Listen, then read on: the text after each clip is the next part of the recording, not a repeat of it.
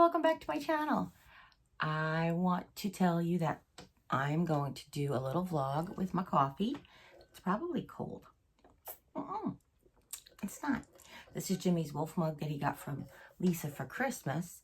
And I might somewhere along the way have my Premier Protein cookies and cream shake. This is so much better cold, but he brought it to me to have here for breakfast. And a brand new Advanced Carb Smart bar. It's 3 net grams of carbs, and it's actually delicious. It's cranberry almond, and it has like a vanilla type yogurt frosting on the base. It is so good, and it's the only one that I found so far that's not chocolate. So I mean, yeah, well, it's not chocolate, and also doesn't have peanuts in it. No, because the coconut one doesn't have peanuts in it. Good morning. I have a little bit of sleep in my eyes, so I'm sorry. I'm going to get that out. I did wait a little while because the sun needed to come up. It's a little dark in here when the sun doesn't come up.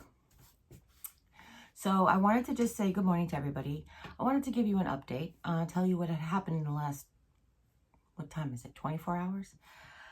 For those of you who don't know, I did vlog the other day about going to get an MRI on my leg, and it finally was successful, and then I was able to sit up since. And I actually joked with the friend who's a doctor.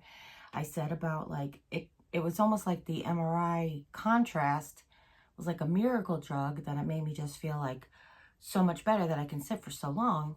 Truth is, it was actually just I was getting better and better as it goes on. Basically, my stamina and my strength is increasing, and that's what's helping me sit up. My pain tolerance is increasing, and my pain medication is working better. So it's actually just allowing me to sit up for a longer period of time. I wanted to share with you what happened yesterday after I vlogged. So if you don't follow along the whole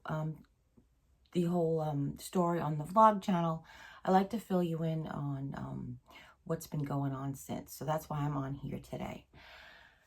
Yesterday, I vlogged in the morning waiting for the doctor to call me. It was early. It was 7 o'clock-ish. The doctor called me at 8:30. My orthopedist called me at 8:30. I took my medication, so I have to eat a little bit. So I just want to drink that and coat my tum-tums.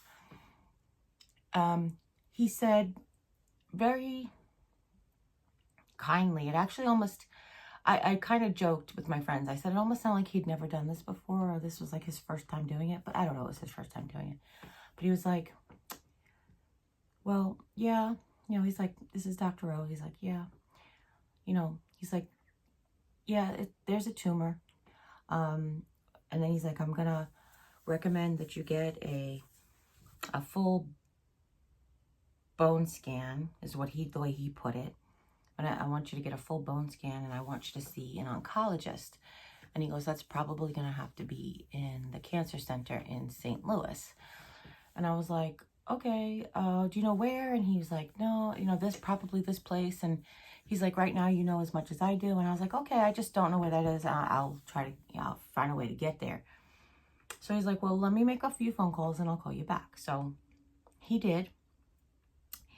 He actually called me back just like an hour later. So my sister joked, because I've mentioned before that my sister had thyroid cancer.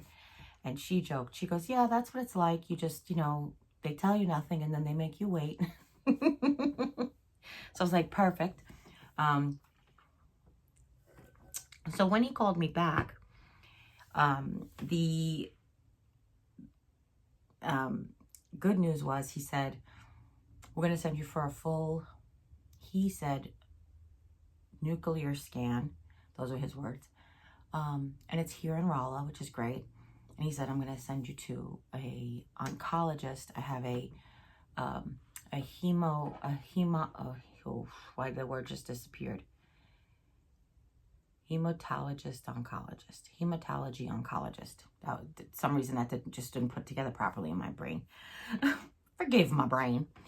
So I said, okay. And he also is here in Rolla. And he's like, they'll call you with those appointments. I put stat on them. So, so then I pretty much told my family, you know, I will tell you something. I know that I believe in God, and a lot of people don't, and we believe in different gods, and we believe our God has different messages. Even if we have the same God, we believe our God has different messages. So I believe that everything happens for a reason. And if you are not aware, because you don't watch the vlog channel, I inadvertently switched our medication containers where Jim took my meds the night before. Basically Sunday night, he took my medication and I took his. In my medication, because I'm a menopausal 51-year-old, I have laxatives and my metformin, which is my diabetes medicine, but it actually can cause stomach irritation. So he took that, and, you know, we had made this mistake once before and talked to the pharmacist, and taking him my metformin one time will cause stomach irritation, but it will not affect him negatively. Like, he didn't have to go to the emergency room and get his stomach pumped. And as far as my taking his medication, the only medication prescribed that he takes at night is his Singulair, which is basically an allergy medication, asthma situation. So again, not a 911 rush to the emergency room type of thing. So the thing is, his stomach. He went to work when he first woke up in the morning, he was straight to the bathroom. He had some toast, because my husband, I don't know if you know this, like, never calls out sick to work. It's like not a pet peeve, but it's sort of one of those things. I'm like, if you're truly sick, you really just can't go to work. But he just, like, there's a pending on me, that kind of thing. Now, this job especially, they're just him and his supervisor, but they do have somebody who can come in on a, you know, rare occasion and help out. And I'll tell you about that. Or you can join him and he'll tell you about that. So he went to work and he told her, he's like, I took my wife's laxatives and I have diarrhea. And she's like, we really have to send you home. You know, food service, we can't really have you here. And God forbid it's something else. So that was fine. He called me and he said, they're going to send me home. And I said, okay, they have somebody to cover. And he's like, yeah. He's like, I think Chef's going to come in and help. So good. So he came home. He came home before I even got the phone call from the orthopedist. So I feel like the universe or God or whoever you believe in needed me to switch medications so he could be home, so I can get this phone call that says you have to see an oncologist. Now, for those of you who don't know, an oncologist is basically a cancer doctor. So what I knew up to this point was I had to see them. They were going to call me for appointments. So about 11, I guess, you know, the doctor called me back at 9:30. So about 11, I get a phone call from the radiology department that they want to schedule this bone scan at 2:30 on Friday. So I said, okay. Because I said to Jim, do you think you can get off a little early? So my friend who sometimes drives me to appointments, I do have another friend who could drive me to an appointment, but my friend who normally drives me to appointments is actually having surgery on Friday.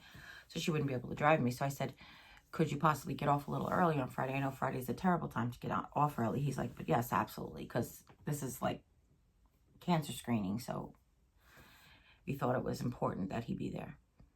And then about 12:30, I get a phone call from the oncology department, the oncologist, excuse me, Dr. A, we're just going to call him Dr. A, who says, can you come in today? Okay. No, I'm just kidding.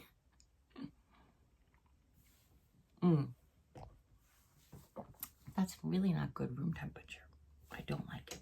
I'm going to shake it. Sometimes when you shake it, it's better.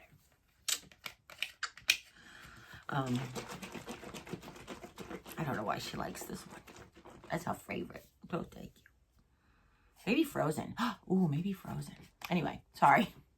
Let's have a Premier Protein review.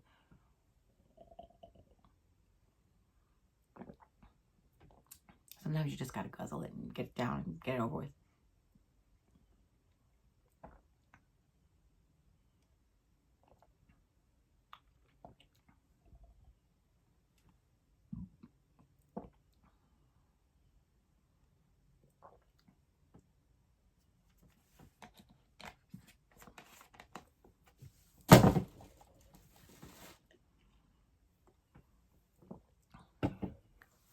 So you don't have to enjoy everything that's good for you. Oh. Okay, there you go. That's over. that torture is over. I have to remind him, don't bring that to me warm anymore. Oh no. I appreciate everything he does for me, so I rarely complain like, oh no, that's the wrong one or whatever, unless it's something I truly need and cannot get, and it is the wrong one. So when it's something like that, I'll just be like, okay, that's fine. You know, don't worry about it. Okay, so I didn't really panic, but I was like, ooh, I guess if they want to see me. And I actually said to the lady making the appointment, excuse me for itching my nose. I said, he doesn't want to see me after the bone scan. And she said, actually, no, there's other things we can do before. So we'll go ahead and do that. And I said, okay. So I turned to Jim and I'm like, he wants to see me today at 3:30. So Jim got a worried look on his face. And I have to tell you, this is not, I don't want to curse, but I don't know how else to say this. This isn't bullshit. Like, I totally feel zen. Like, I call people and I don't know if it's like I call my sisters who have gone through this. One of them's like, just don't worry, you know, like one step at a time. The other one's like, you know, I'm going to be there to take care of you. And then Jim's like all worried and I'm not. Is it weird? Is it weird? I feel very positive about all of this. And like, we did worst case scenarios, and other than death, the worst case scenario is like amputation, or worst case scenario could be like chemotherapy, like depending on what you feel like the worst is. I never had chemotherapy. I've seen it and heard that it's horrible, but I don't know, like, I'm not diving into the deep end yet. You know what I'm saying? So I'm very zen about it. And, you know, we go to the appointment, I check in online and we get there and I'm sitting great. I'm in the wheelchair. I didn't even bring my walker. I'm sitting in the wheelchair. Fantastic. It was over 2 hours I sat in the wheelchair between the whole appointment. And honestly, towards the last like 20 minutes, I was like starting to get uncomfortable. But I was still there and I still was comfortable enough to sit. I wasn't in pain. I was just uncomfortable. So that I really was so grateful for. The sitting practice has really been paying off. I just wish I could sit in bed. This is okay to have a table here and be able to do stuff, but if I could sit in bed, my life would change. I wouldn't have to lay down so much to watch TV. I will tell you why I think I can't sit in bed and why it hurts so much when we get to that part of the story, okay? So they do my blood pressure and I tell her it's going to be high. I have white coat syndrome. If you guys don't know what that is, it's basically when you get to the doctor's office. It's the whole atmosphere of being at the doctor's office. The other thing is, and when you're in pain, what am I saying? It's elevated. But, excuse me, when you're morbidly obese, it takes usually like a trek to get into the doctor's office. And whether you have to climb up on the table or just sit in a chair, it's physical exertion. And I know that the numbers are supposed to be like a general range, but obviously, you know, your blood pressure goes up during exercise. So they take your blood pressure right after you sit down from doing all of this work. And do they consider that? So I don't know if I'm asking all the doctor's offices out there. Do you consider that people are exerting themselves to get their blood pressure taken? Just think about that. Anyhow, so, I mean, not everybody, obviously, but people who are morbidly obese, people who have pain, who like struggle. If you have breathing issues and you're struggling to go to the doctor's office, like by the time you go, you know, sometimes you don't wait in the waiting room very long. Sometimes they're waiting for you right away. So like you go back, and then I got weighed, and then I'm so grateful I got weighed because it's confirmed on the doctor's my medical chart that I weigh. At the doctor's office, I weighed 337. And the first thing I said to her was, oh my goodness, you didn't tell me. Well, before she weighed me, actually, I was like, you didn't tell me I was going to get weighed. I already ate today. She was like, it's okay. Because when I weigh myself in the morning, it's always before breakfast. It's actually even before I drink my water, because I don't want to have anything So I just want to be able to make it all the same. Kind of like when you go to Weight Watchers. They weigh you the same time every week. Wear the same clothes. Wear the same shoes. And not the same clothes, but like, if you take off your jacket the first time, take off your jacket every time. That kind of thing. If you always take off your shoes, always take off your shoes. That type of thing. So anyway, I like to weigh myself first thing in the morning. And it's been 332, 330, like around that 332 area. And then this was 337. So I was like, oh my gosh, but I know that that's not the difference. It's different scales. But so now it's confirmed 50-pound loss since last September. So in a year, it's 50 pounds. That's not what the doctor was really worried about. I'll tell you in a minute. So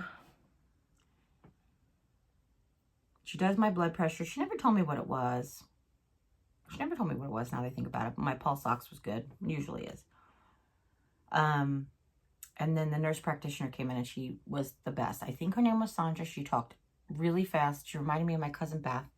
Whenever I try to have a conversation with my cousin Beth, I feel like I have to record it and like slow it down because she talks so fast.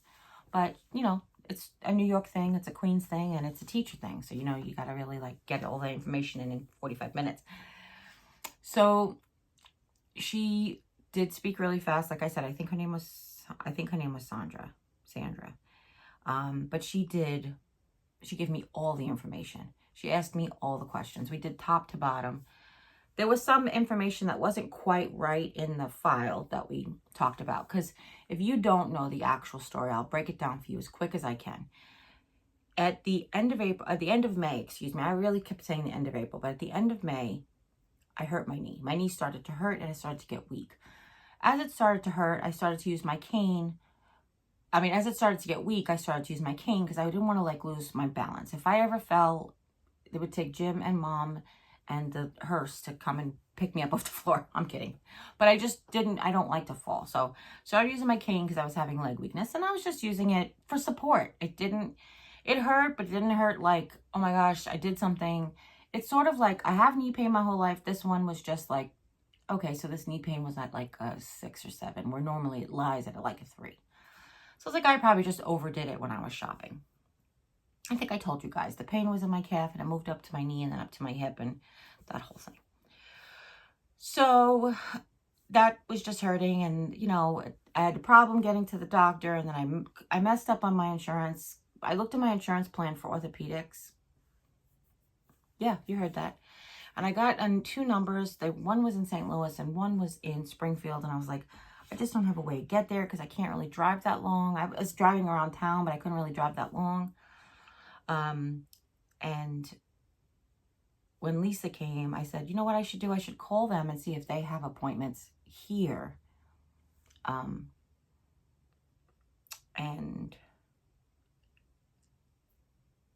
was that after I came home from Texas? It might have been after I came home from Texas, or just when she was dropping me off, whatever. But I called one of the numbers to see if they had, maybe the doctor comes here, like his office is in St. Louis, but maybe he comes here. So I called the number and they said, you've reached Hanover Orthopedics and Prosthetics. And I was like, Jerry, you dumbass. Excuse my language. I was like, did you really just do that? And instead of looking up an orthopedist, I looked up the practice of orthopedics. Okay, now I say my insurance says I don't need a referral to see an orthopedist, so I call the orthopedist for appointment, but it's in the same clinic as my primary, and my orthopedist, the scheduler says, well, your insurance doesn't need a referral, but we do, so you have to see your primary. So I go to see my primary, July 21st is my appointment. And I go to her and I said, oh, my knee has been bothering me for a couple of months now and it's not getting any better. I just thought I had overexerted it. I thought I overdid it and it just isn't getting better. And it's got weakness. I started using my walker because the cane, what I was having was, not to be too TMI, but I was having urine incontinence basically because I was taking so long to walk to the bathroom from the first sensation of having to go. So I started using the walker because I know I can hustle on that and still have the support. So I go to see her and I tell her that I've got the weakness, I've got the pain. So she wants me to get an x-ray and she's going to refer me to an orthopedist. So she puts me down for an x-ray and an MRI. No, for an x-ray. She puts me down for the x-ray. She did put me down for an MRI because it took a while to get approved. That's right. And then that was on the 21st. So on July 21st, I saw the doctor, getting an x-ray, going to see an orthopedist. Fantastic. Make an appointment. The orthopedist office is going to call you, so that's fine. So waiting Thursday, no call. Friday, no call. Saturday night, I get off the couch and my hip went to China. I have no idea. So I had this most excruciating hip pain. The only thing that felt comfortable was to lay on one of my sides. At this point, I couldn't even lay on my stomach comfortably. So I laid on either my left side or my right side in bed, and I tossed and turned, and I took more ibuprofen, and I was just trying to get comfortable, and it was in so much pain, and I slept. I woke up a few times that first night, and then the next day, I couldn't really get out of bed. I got up to go pee. I used my walker, and by the time I got to the commode, I was in terrible pain. Coming back, it was like excruciating. I was crabby and not biting Jim's head off, but I felt like nothing he could do was right. And I felt really bad about that. And I continuously apologized for it. I don't know if you guys have ever been in this situation, but it feels like so discouraging. So here I am, I can't get out of bed. So the next day, Monday, all day Sunday, I lay in bed and I just ibuprofen. Try to sleep when I can. Try to relax when I can. Eat, almost impossible. It's almost impossible to eat. I'm like licking peanut butter off the spoon because I have to have food with my medicine. Excuse me.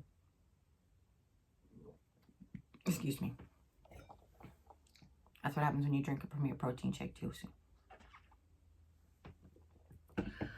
So, really quick, I'm sorry, it's going so slow. The orthopedist office calls me on Monday and I said, listen, I know this was about my knee. I said, but I woke up yesterday. The night before last, my hip went somewhere. Is it possible that we can discuss that? Because it's in the more pain than I've ever had. And she was like, sure. She said, we'll send you we'll put in an x-ray for your hip as well. So x-ray for your knee and x-ray for your hip. Okay. First appointment she can give me is August 4th. I said, okay. So I'll get the x-rays in the morning. So, it's hard to travel. Get your x-rays in the morning. And, and you see the doctor right after that. Okay. So that's Monday, the 26th, and I start calling my doctor to get pain medication. I try to tell her about my hip First I put in a message. The orthopedist called me. I have a hip issue. He's going to see me. He's going to give me an x-ray on the hip, and the appointment's on August 4th. Do you have anything for pain? Anything better? I'm taking this much ibuprofen. I really don't want to take this much ibuprofen. Do you have anything? So it takes that whole week to finally get through to my doctor that this is bad type of thing. I left a message Monday afternoon. I gave her to all day Tuesday because sometimes they don't do messages and return calls until the afternoon. So by the afternoon, I didn't get a call. I called Wednesday. Wednesday, I left a detailed message and I said, there's more information or other information, or if I forgot anything, it's in the message. Please, please, please, I'm doing all, it's not good. So again, that was Wednesday afternoon. I wait till Thursday afternoon to get a call back, nothing. So Friday I call and I'm desperate at this point. I'm almost crying on the phone with this guy. I really wanted to yell, but the guy was so nice. Well, it turns out that worked because I checked my CVS app the next day and I checked that afternoon I got off the phone, or it's actually Saturday it was. I checked my whatchamacallit app. No, that's not how the story goes, Jerry. That's not how the story goes at all. I said to Jim over the weekend, I kind of cried, and I said, listen, this is one of those times where I need you to advocate for me because I cannot advocate for myself. Could you please just go to her office and talk to the lady at the desk and say, hey, listen, we've left you these messages. My wife is in a lot of pain. Can you do something? So while he's getting ready Monday morning, I opened the app to show her the messages, and in the app now says she's put in a prescription for gabapentin and for Motrin. Fantastic. Can you please, and I go to CVS immediately, the app, and I'm like, we're picking it up today. If you tell the farm, you like to tell the pharmacist you're on your way? Yes. So I said, please, do you have your clothes on already? Because you were going to go to the hospital. Just go to CVS and get the meds. So I started the gabapentin Monday night. And the Motrin. I switched from all of the ibuprofen I was taking to just 600 milligrams 4 times a day. but the gabapentin was helping as well. It was easing up. So also I was doing Voltaren cream, which is a cream that a topical arthritis cream. So I started the medication, and 2 days later was the doctor's appointment. So when I saw him, he was like, you know, I couldn't really sit up for very long. At this point, I could sit for about, I don't know, like 60 seconds, 2 minutes at the most, like that type of thing. So when we were at the doctor's office, I kept having to lay down on these benches and that whole thing. Got the x-rays. The x-ray was a mess because they never put the hip x-ray in. They saw it on the file for a recommendation, but he actually never put the order in. So I had to get the knee, go sit on the bench, or go lay on the bench technically. And then I had to go back and get the hip done and go up and see him. Riding in the wheelchair up the elevator was like horrendous because it was such a long period of time I was sitting in the wheelchair. It was really bad. So I finally got to see him, went on and laid right down on the table. And the girl who checked me in said, he can only see you for one thing. I was like, well, you have to see about this hip because it's killing me. So we got both x-rays, and the x-ray for my knee was ordered by my primary. So the report for the x-ray for my knee went to my primary. The x-ray for my hip, he got because that's what he just put in this morning. So he looked at my hip and he said, look, you've got no cartilage, you've got bone spurs, you've got arthritis, and it's like bone on bone. He's like, you're probably going to need a hip replacement, and you're probably going to he didn't say you had to lose weight. He said, we do a hip replacement at 40 BMI. There's a guy over at Phelps who does it for 50 BMI, but we don't recommend that. And I was like, I don't recommend that either. So I'm thinking like, okay, gotta lose weight. So I was at the doctor's office on July 21st, and I weighed 364 pounds. I got home after the x-ray the next day, and I'll tell you, the next day on August 5th, I weighed myself in the morning, and I was 334 pounds, excuse me. So I was like, I lost 23 pounds in 2 weeks because I just couldn't eat. I just couldn't eat. And I really was not moving, like I wasn't getting up and doing anything. I mean, I was going to the bathroom that first week, but I wasn't really like exercising, but just the pain alone, just the tossing and the turning and I told the doctor yesterday, I was like, it's like you have a core workout because you're trying to move, but without moving certain parts. It's just like you have to tense your whole body up. I was like, it's like Pilates. Anyway, so that whole thing, he did bring up my knee x-ray, like a little thing. He's like, oh, and you got a knee too? Let me take a look. And it was small on the screen. I'm telling you why it's small on the screen, because I don't want anybody to feel like my orthopedist didn't do the right thing. That's why. So it was small on the screen, and he goes, yeah, it looks like it's, because, you know, it wasn't what we were going to talk about that day, but he did anyway. He goes, yeah, it looks like it's the same. He goes, it looks like you have no cartilage there, and, you know, you're bone on bone. He goes, we can give you a steroid shot in the knee, but I don't want to give you the steroid shot in your hip. I'll leave that for pain management. They can do it under fluoroscope because you have a lot of tissue there, and they can make sure they get it in the right spot. But I can do your knee. So he did my knee, and he was very kind, and I did a lot of joking. I was like, she sprayed this cold stuff, and I was like, ooh, what's that? And she's like, it's just like air ice or cold spray. And she's like, it's just to numb it. And I was like, oh, my knee hurts so bad that I want to throat punch anybody who touches it. I said, but, that'll help. Like a little needle. Everybody's like, watch for the little needle. I'm like, my pain level is like maximum, like 9.5. I don't think a needle is going to hurt me at this point. It might help. If you stab me here, I might not feel the pain in my knee more. Anyway, so he gave me the steroid injection in my knee. And then I went home and I rested because I was exhausted. I actually started to feel good on the ride home. As soon as I got like in my neighborhood, I was like, oh, I'm finally in a comfortable position. Let's drive around. Jim's like, no. So that's how that went. And then he told me bone on bone. So the next 4 or 5 days, I am doing everything. I am like, okay, I'm going to have to get used to this pain. It's arthritis. That's what he said. So I've got no cartilage. I just have to learn to live with it. Hopefully get medication regimen down. Pain management will work. And let's just do things. So I started to like stand up and do exercises, and I started to do more stretching and just things that whatever I can do to help. Fortunately, and I say fortunately, I was still in so much pain that I couldn't do that much. I did what I could. I pushed myself past where I felt comfortable, but that's what I did. So, okay. The next day, I have a friend who's a doctor. She's the sweetest thing in the entire world. And if you're watching, you know I love you, and I'm not going to cry. You're crying. I'm not crying. she asked me how the x-ray went or how the appointment went. And I took the doctor's notes. Basically, you can look at the doctor's notes, you can look at the test results. So I took the test results and I screenshot them and I send them to her because she's a doctor and she reads this in 2.5 minutes, which would take me 2 hours. And then I have to decipher half the words because they're medical words and I never heard her before. I've heard a lot of medical words, but some I've never heard before. So she's like, we're talking over text message. She goes, what? He gave you a shot in a lesion? You have a lesion?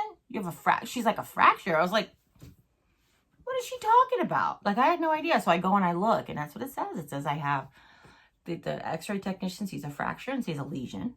And the size of the lesion is like 2.5 inches round. It's a little bit 2.5 inches round, but like ovally, because it's like 3 inches by 2.5 inches by 2.5 inches. So I'm like, okay. So I don't know this, and this is the weekend, so I leave a message at the orthopedist's office, and I was like, hi, I just, I got my, the x-ray report back, and it looks like it might be a fracture, so should I do something different? And after talking to her, I just, like, hey, stay off of it. So this was like, I exercised all day Thursday, I exercised all day Friday, and then talked to her on Saturday, and she's like, stay off it. I'm like, okay, good. So I talked to him, excuse me, he calls me back, so apologetic. He's like, I didn't get the report for your x-ray. It went to your primary, but I looked at it after you called me, and yes, it looks like you have potentially have a fracture and a lesion. I want you to stay off, because I told him I was exercising. He's like, no more exercising, stay off of it, don't bear any weight on it. You have your walker. If you need to leave, if you need to get up, definitely use your walker and use it as in maximum support, which is basically like leaning on my weight on it. I told him I had gotten the commode. I had talked to her, and she bought me a bigger, my doctor friend, she bought me a bigger commode because the commode I had was putting pressure on my hips. I fit in it like a theater seat. If you're a plus size person, sometimes you have theater seat issues. Sometimes plus size people are all in their belly and shoulders, and sometimes we're all in our booties or both. So when you squeeze into like average seats, sometimes it squeezes. So the old commode I fit, but it was putting pressure on my hip. So she got me a bigger one. That's what this is that I'm sitting in, and it's the perfect height, shape, and everything for me. Excuse me. And squeaky. It's actually rubbing against the table, so. Okay. He said, I'm glad you have a commode. Try not to travel as much as possible, but understand. So now I told everybody that I was bedridden. And now I want to tell you, he did not say stay in bed. He said don't bear weight on your leg. I'm staying in bed because I can't sit yet. Remember, I'm practicing sitting every day, but the sitting is excruciating. It's excruciating. I'm getting up to go to the commode. I am stretching and exercising in the bed because I don't want to lose all my muscle tone. I know I will lose some muscle tone, but I won't want to lose all of it because I don't want to, I'm doing like core tightening and Pilates moves because I don't want to lose this. Plus, laying in bed, you could your back could start. I mean, my back already is like sore just from like being in bed all the time. Because again, my core, as tight as I'm trying to make it, I can't really work out type of situation. It's getting better now that I'm able to sit longer. But still, it's like recovering. Sitting longer is recovering from like the backache and stuff. So, he wants me to go for an MRI. I tried to go for an MRI. The first one was 2 hours long. I couldn't stay for 2 hours. It hurt too bad. I didn't position myself correctly. I'd never had an MRI before. Things just weren't smooth. I tried to reschedule. Apparently the appointments were very far apart, 2 weeks or whatever. I tried to reschedule for the 3rd of September was the next time they could see me. And that day I had a bout of diarrhea. And I don't know if it was medication catching up to me or just it happened, but I just was afraid to go there and get on the table. And when I called, they were like, absolutely don't come in case it's something. Okay. So I'm on with central scheduling to cancel the appointment. And she's like, well, they can see you again on the 16th. I'm like, I can't wait till the 16th. This is too long. It's been too long. So my friend was here to drive me to the appointment here in Raleigh. And I said to her, would you be willing to drive me to Springfield? She's like, I'll take you anywhere. And I asked her when was the next available she had in Springfield. And it's the thing that was it was because I needed to have it with and without contrast. So there needed to be somebody there to do an IV and everything. It wasn't just like we needed a technician, we needed a nurse. So,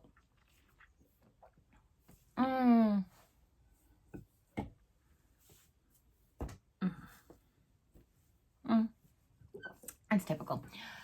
So then they could see me the following week on the 10th. So I was like, okay, the 10th is like a month after he said get an MRI. Like a whole month. He told me on August 9th and it's August 10th. So I'm ready. The night before I didn't take my laxative. I didn't take my stool softener. I didn't have coffee that morning. I didn't want to take any chances that I'd have to go to the bathroom. But I was drinking because I knew I had to get an IV. So I was drinking plenty of liquid, but not too much that I'd have to pee in the middle of the MRI. So I told the lady she was trying to get a vein. I was like, I tried to find the balance. I tried to find the perfect balance between enough and not too much. The staff at the Springfield radiology department there at the Mercy Clinic, oh my goodness. They were at the Mercy National, because it's on National Avenue, South National Avenue. They were absolutely amazing. And I just want to say, if you're watching from that clinic, Brad, Michelle, Angela especially, and Melissa, you guys, especially Brad. He actually, first serviced me he brought the wheelchair out to the thing and everything. I mean, he's awesome, but just an amazing crew. Thank you so much. You made the whole process go quickly. So we go and get some lunch after the MRI, and on the way home, we stopped at lunch, and on the way home, we barely left Springfield. I get the report. I get a notice on the app that the report came through.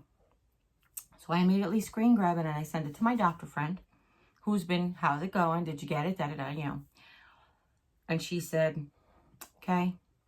She's like, when are you scheduled to have all these tests? And I was like, I don't know anything. Not only is she a doctor, she's a doctor in a very efficient hospital in a very efficient city. I live in a place that's not very efficient, and I'm not complaining about it at all. It's just the way it is.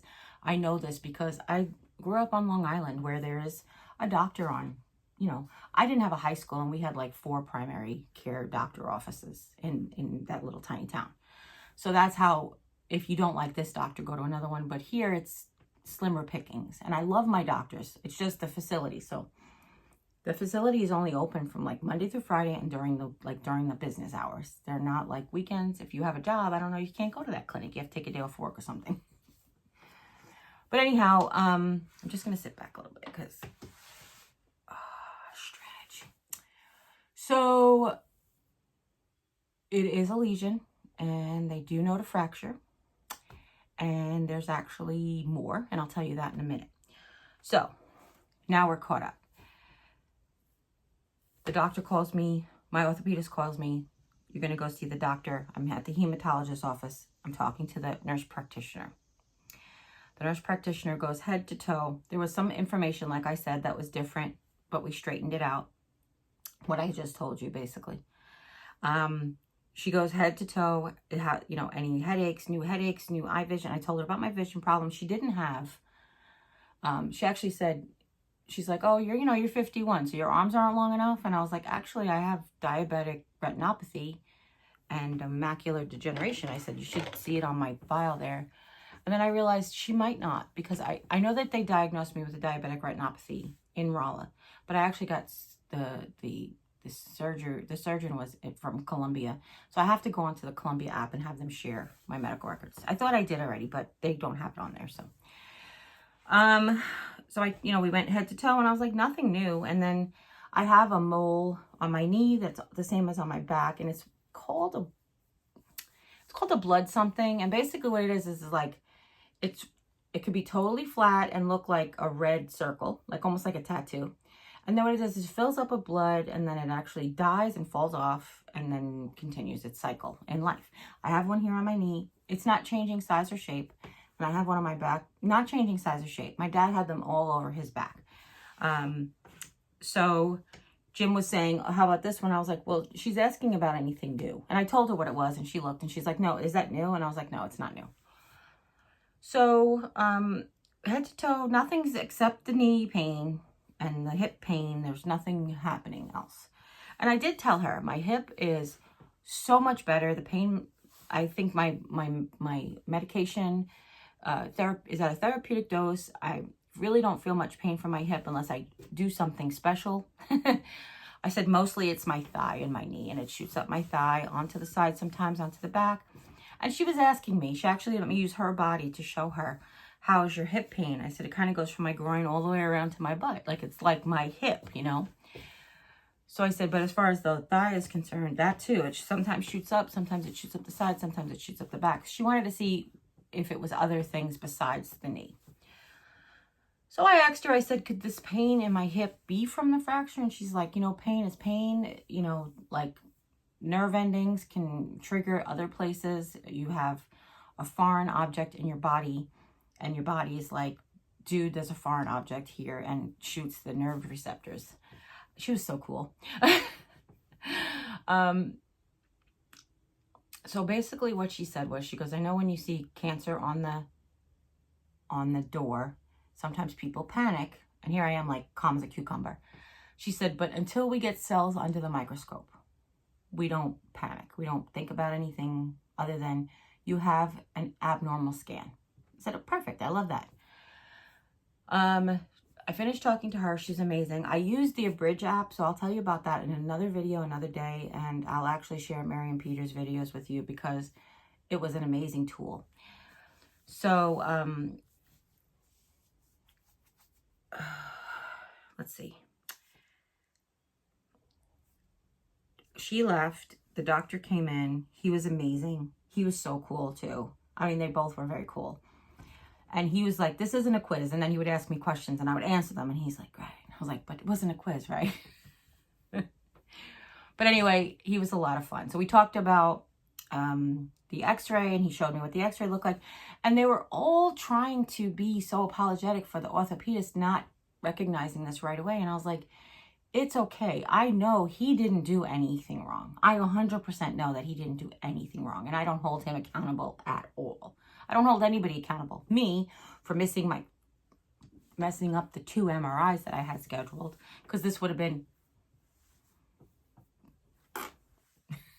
you know, August 23rd was the MRI date.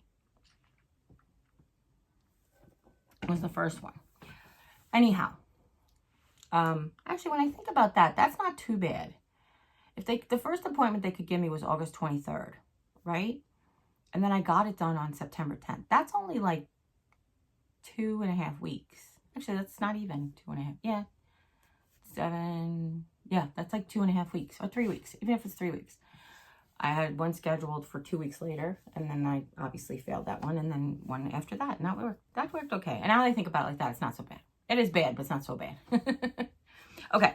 Ooh, reel it in. He showed me my MRI, which I thought was the coolest thing ever. And he showed me this mass. When you look at the x-ray, you can see that there's cloudiness there, so there's something. When you look on the MRI, there's no doubt. So the mass is like this, you know. They say it's the size of she said, a tennis ball that you're kind of squeezing in the middle. And since there's tennis balls on my walker, I know exactly what that looks like. And then he also showed me that there were 2 bright spots up my bone, up my femur, that also were something. So we went over basically what the plan is. The plan is to get a CAT scan, to get a bone scan to see if it's in any other bones, or if it's just this bone. And then to get a CAT scan to see if it's in any soft tissue or lymph nodes or any of that stuff.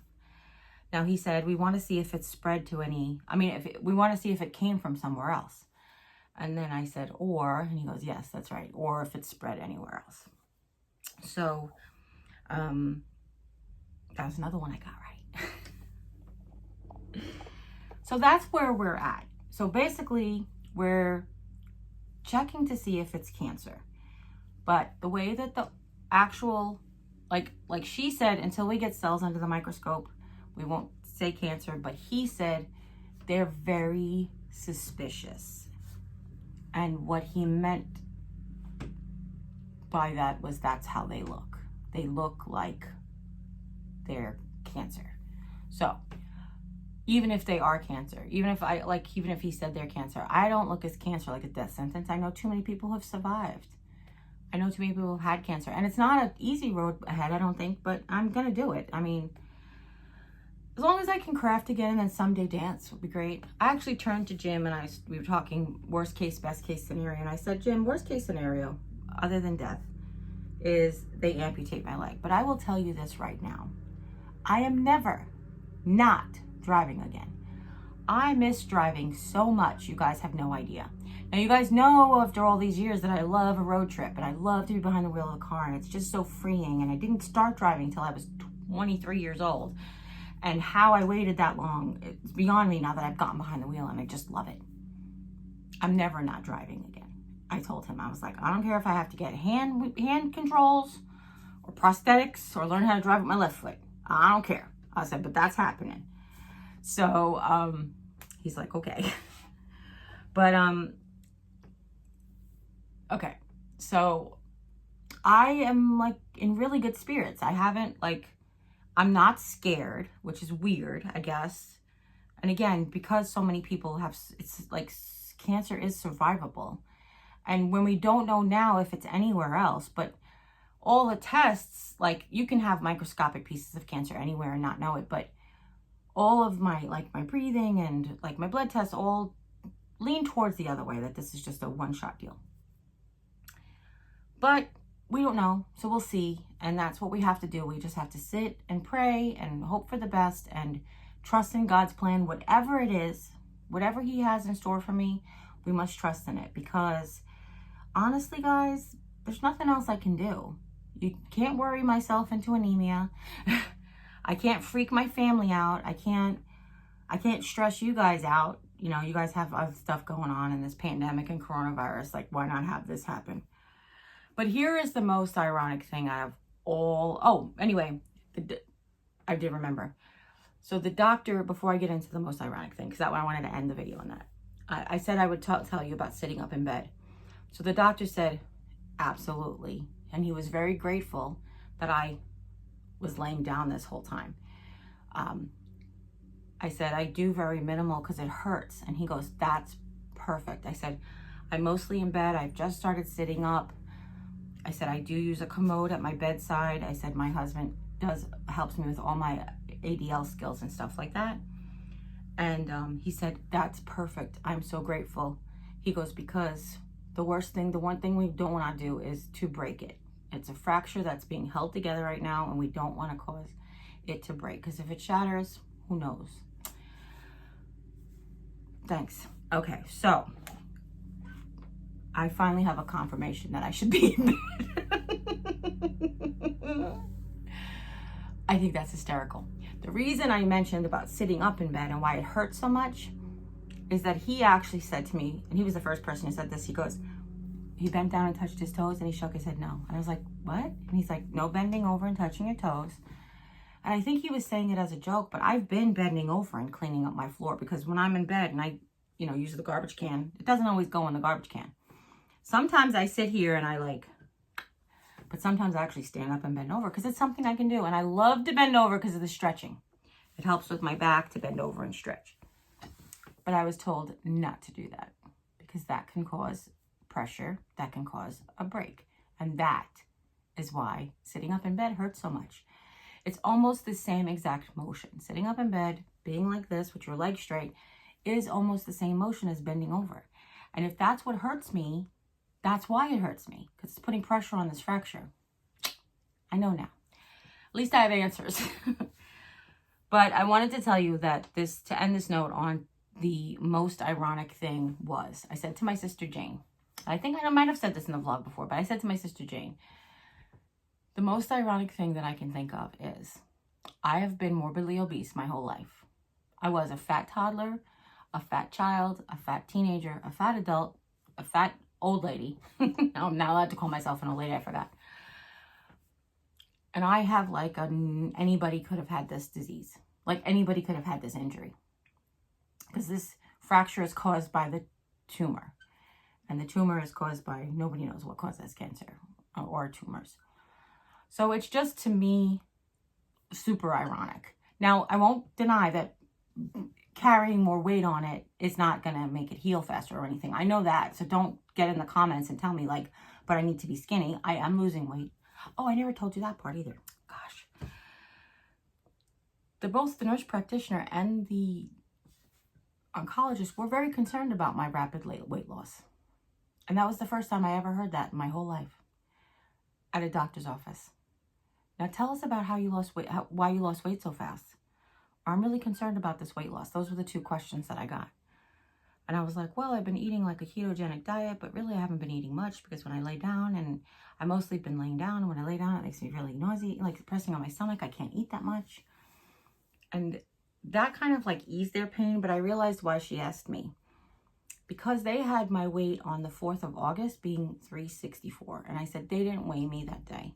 The 364 was from July 21st. So from July 21st to August 5th, we already know I lost that 30 pounds, which is still fast. It's 2 weeks, but she thought it was from August 4th to today, which she was concerned about that quick, rapid weight loss, but it actually was even more rapid than that.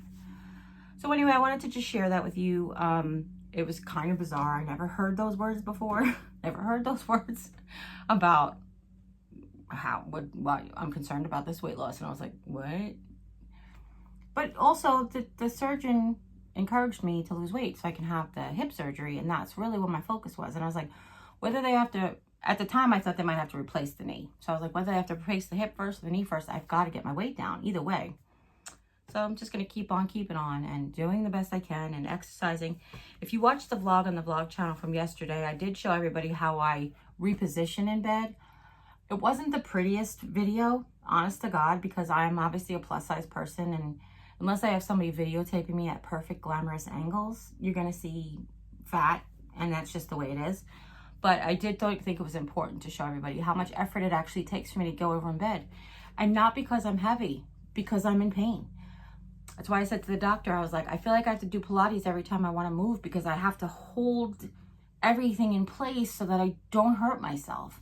And I inevitably hurt myself anyway. But I know that if I didn't hold myself in place, it would hurt way more. You know how I know? Because I didn't hold myself in place in the beginning. And, you know, like you live and learn. So that's it for today. I hope that you guys really enjoyed hanging out with me, eating my breakfast and drinking some coffee. Well, I didn't eat all my breakfast. I didn't eat this yet. I'm going to have that. But I do appreciate you being interested in following me on the journey. And I will share more here when I know more here. But for right now, we have a CAT scan and a bone scan on Friday. And we have a radiological biopsy that they have to call me and schedule. But that has to be sometime after the 21st. So I will let you know how that goes because that's when my ride can take me after the 21st. Okay? I love you guys. Thank you so much for joining me. I'm sorry this was so long and winded, but I'm glad you know the whole story now. And if you guys have any questions, please leave them in the comments down below. We'll get to them as soon as we can. Share and like and all of the things if you don't mind. I would really appreciate it. It helps my channel out tremendously. And there might be an autumn DIY you haven't seen yet or something from Halloween you didn't see yet because a lot of people are new to the channel. I have playlists and I put everything in an appropriate playlist.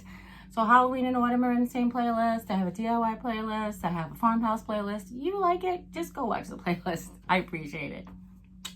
And as always, you guys take care. God bless and we'll see you next time. Bye.